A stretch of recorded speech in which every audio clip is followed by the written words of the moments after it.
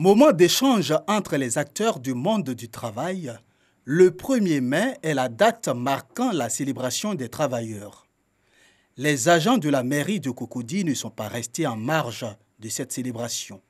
Ils ont fait le bilan des actions menées pour l'amélioration de leurs conditions de vie et de travail avant d'égrener leurs doléances à la nouvelle équipe municipale. Le premier magistrat de la commune de Cocody, Jean-Marc Yassé, a pris acte des doléances et rassuré les agents quant à la volonté de donner une réponse favorable à toutes ces préoccupations. Nous sommes venus fêter aujourd'hui ce jour exceptionnel et remotiver un peu les troupes pour qu'ils soient plus efficaces et plus à la disposition des administrés de Cocody. Défilé des forces vives de la commune et danse ont également marqué cette célébration. Célébration de la fête du travail à San Pedro. Les travailleurs des 1088 entreprises que compte la deuxième ville portuaire du pays ont pris d'assaut ce 1er mai le boulevard de la République à travers un défilé pédestre et motorisé. Les responsables syndicaux ont dénoncé la cherté de la vie à San Pedro et l'insécurité et le traitement salarial des travailleurs dans le secteur de la sécurité privée. Pour le préfet de région, toutes ces préoccupations ne peuvent trouver de solution que dans la paix et la cohésion. Je voudrais instruire les services de l'inspection du travail à intensifier le contrôle dans les entreprises en vue de faire respecter les dispositions légales, réglementaires et conventionnelles en vigueur. Après le défilé, les travailleurs se sont retrouvés par petits groupes dans des maquis pour partager un repas dans la bonne humeur. Il est midi et c'est l'heure de la pause. Comme tous les jours ouvrés, les travailleurs des entreprises du port autonome de San Pedro se rendent au restaurant. Là où on travaille, il n'y a pas de cantine. La police se déplace pour venir manger. Sinon, ce n'est pas un eau ici. À la zone industrielle, c'est le même décor. Les travailleurs mangent hors des entreprises. Par manque de cantine, soutiennent-ils. Il y a beaucoup d'entreprises aujourd'hui, il n'y a pas fait de cantine parce que ce n'est pas permis à tout le monde d'aller à la maison à midi pour manger. Donc c'est ces dames qui nous aident un peu en ville parce qu'en partant à la maison, revenu, ça crée beaucoup de choses. Certains n'ont pas pu prendre leur pause. Leurs collègues ont pensé à eux. Le chasseur là, c'est pour mon collègue sur le navire parce qu'il est un peu occupé, il n'a pas le temps pour descendre. Donc c'est une commission pour lui. C'est-à-dire on ne peut pas laisser le travail comme ça. Donc quand un vient manger, voilà, lui fait la commission, on achète pour lui, on va lui remettre ou lui l'en témoigner, nous on travaille. C'est comme ça. Le poste c'est 24 heures sur 24. Dans ces restaurants, le menu est varié et 2 offres de paiement du repas s'offrent aux clients. D'autres mangent, je paye, d'autres mangent aussi, ils mangent par mois, le mois fini, ils donnent mon argent. C'est un cas de bordereau. C'est un cas de crédit quoi.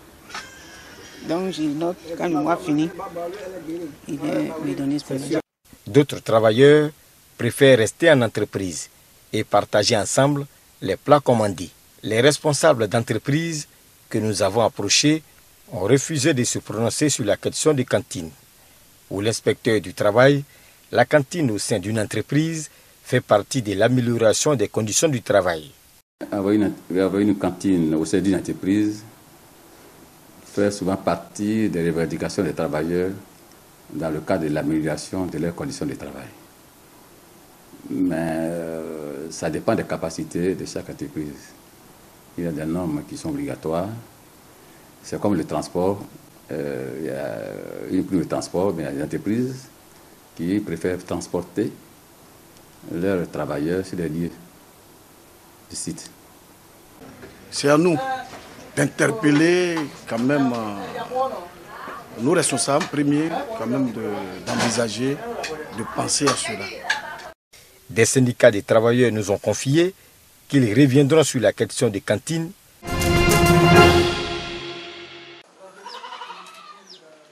La femme, le mariage et le célibat en Afrique aujourd'hui. Le thème sera au centre d'une conférence internationale ici à Abidjan, animée par des experts de la question venue d'Afrique et des États-Unis d'Amérique. L'initiative est de l'Institut de théologie de la Compagnie de Jésus.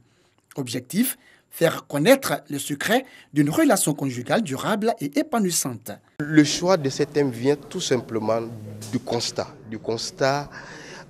du cri, ou de l'écho du cri des femmes célibataires ou des femmes seules, mais aussi du constat des difficultés de vivre dans un mariage stable, du constat des divorces que nous voyons autour de nous et qui engendrent beaucoup de souffrances. Défis, combats et épreuves liées à la quête du mariage. Promouvoir la stabilité du mariage en Afrique, identifier les facteurs de déstabilisation des couples. Ce sont là quelques thèmes qui seront abordés à cette conférence internationale. Conférence au cours de laquelle les personnes célibataires auront les clés pour vaincre les préjugés liés à leur statut matrimonial. Les conférences prises dans leur ensemble vont proposer en fait ce qu'on peut faire, ce qu'on doit faire si nous voulons des mariages, des familles plus stables.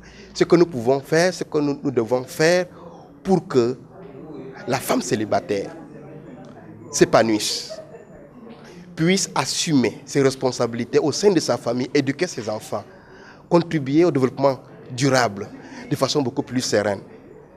Parce que le regard peut rendre malade. Sont attendus à cette conférence 500 participants, au nombre desquels les associations féminines, les associations des droits de l'homme, les autorités civiles et traditionnelles. Le verdict était très attendu. Le tribunal arbitral du sport s'est prononcé ce mercredi sur le recours de Caster Semenya.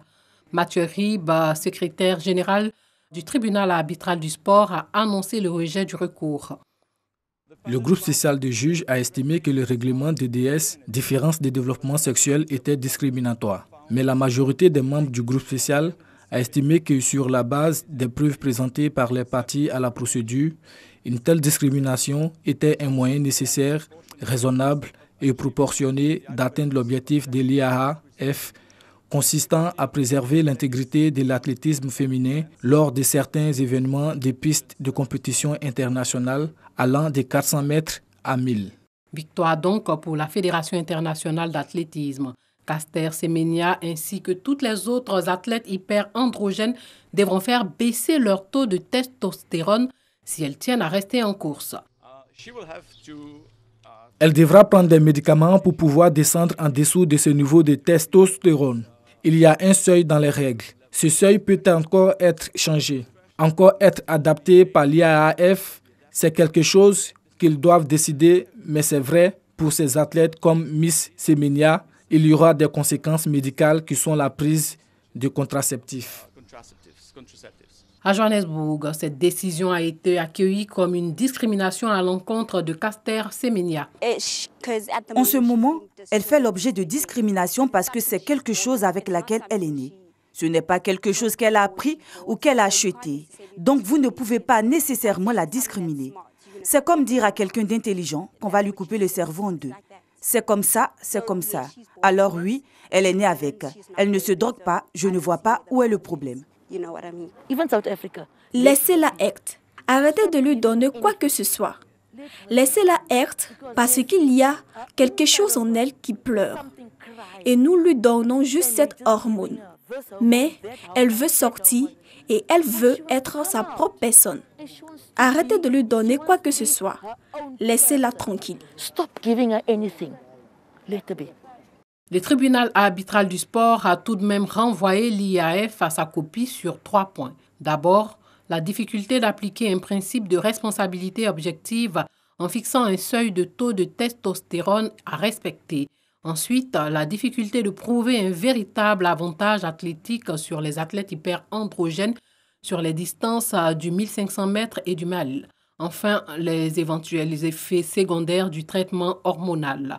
En dépit de ces points soulevés, l'IAAF a indiqué que son nouveau règlement entrera en vigueur dès le 8 mai, le temps pour elle de procéder aux modifications demandées.